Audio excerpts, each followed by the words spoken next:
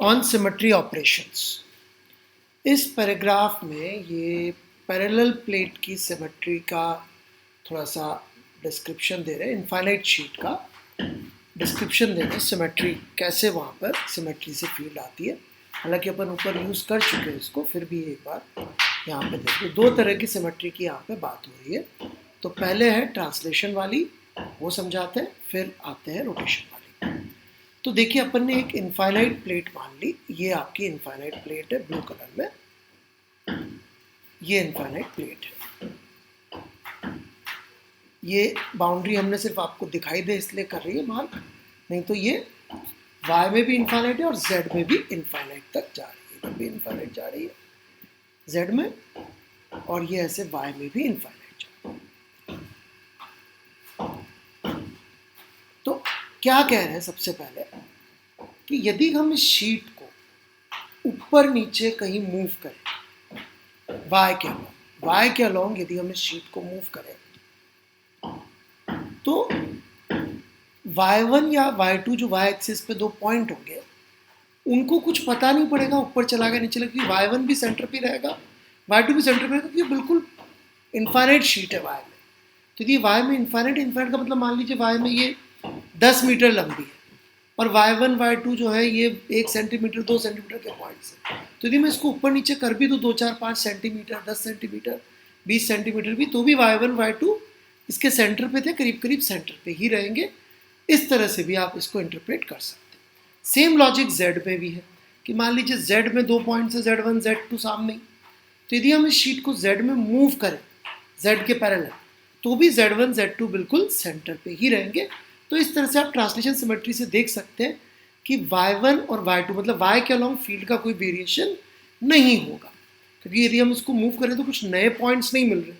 तो इसका मतलब जो फील्ड की वैल्यू यहाँ पर आएगी और या जो फील्ड का वेक्टर आएगा, क्योंकि जब डिफरेंस नहीं है तो वेक्टोरियल ही नहीं है, तो इसका मतलब E1 वेक्टर जो होगा वो हम कह सकते हैं कि E2 वेक्टर के बराबर होगा। इसी तरह से यहाँ पर यदि हम बोल दें कि फील्ड की वेक्टर वैल्यू यहाँ पर थी E2 डैश और यहाँ पे थी E1 डैश, तो हम ये कह सकते हैं कि E1 dash would be equal to E2 dash. पक्का Z1 Z2 पे फील्ड बराबर आएगी और ऐसे ही Y1 Y2 पे भी फील्ड बराबर आएगी, ऐसा हम निश्चित रूप से कह सकते हैं।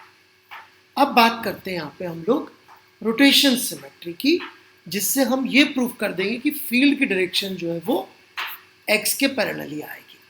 तो रोटेशन सिमेट्री में बस बात इतनी सी कि बड़ी सी शीट को लेकर यदि हम उसको x के अबाउट घुमा भी दें तो वो शीट चूंकि इनफाइनाइट है तो वो अभी भी पता तो पड़ेगा ही नहीं कि घूमी है।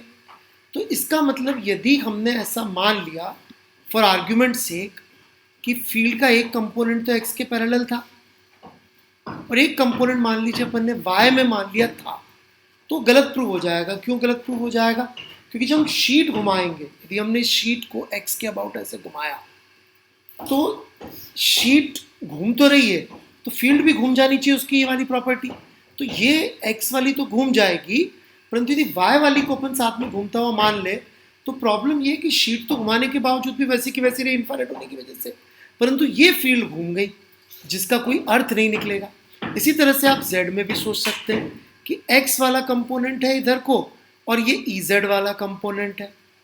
यदि हम शीट को घुमाएं इनफाइनाइट को तो कुछ पता नहीं पड़ेगा, क्योंकि शीट अभी की भी वैसी की वैसी है। Ex तो अभी भी वैसा कैसे दिखेगा, पर Ez नीचे चला जाएगा। इसका मतलब Ez भी एग्जिस्ट नहीं करता और Ey भी एग्जिस्ट नहीं करता। इसका मतलब फील्ड x के अलोंग ही आएगी। और इसी आर्ग्यूमेंट को आगे बढ़ा के अपन दूसरी तरफ भी कह सकते हैं कि यदि इधर को फील्ड आई दूर की तरफ तो इधर भी फील्ड दूर की तरफ आएगी। इस तरह के आर्ग्यूमेंट हम दे सकते हैं, यहाँ पर इतना हमको बता रखा है। तो ये कह रहे हैं कि सिमेट्री जो है हमको अब इसने क्या बता दिया कि फील्ड का मैग्नीट्यूड